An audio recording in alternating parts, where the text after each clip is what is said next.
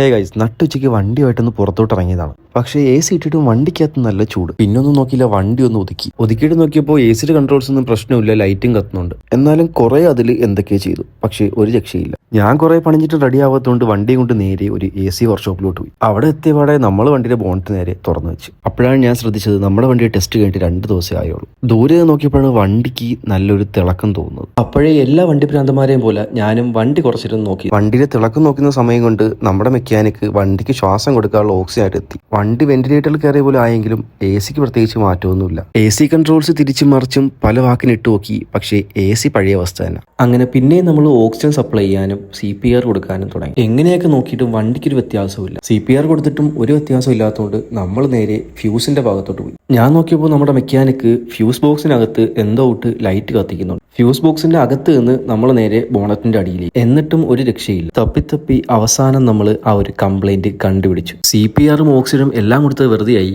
ഈ കാണുന്ന ഭാഗത്ത് ഒയർ കുറച്ചൊന്ന് കട്ടായി പോയതാണ് നമ്മുടെ കംപ്ലൈന്റിന്റെ കാരണം. കംപ്ലൈന്റ് കണ്ടുപിടിച്ചെന്ന സന്തോഷത്തിൽ മെക്കാനിക്കിനെ നോക്കി ഒരു ചിരിയും പാസ്സാക്കി ഞാൻ അവിടെ നിന്ന് ഇറങ്ങി. വണ്ടിയിൽ കയറിയപ്പോൾ തന്നെ ഫുൾ AC ഇട്ട് ഫുൾ ഹാപ്പിനെസ്സിൽ ഞാൻ ഇറങ്ങി. ഹാപ്പിനെസ്സോട് കൂടി ഇന്നത്തെ ഇവിടെ ഇത്രയേ ഉള്ളൂ. അപ്പോൾ ഓക്കെ, ബൈ.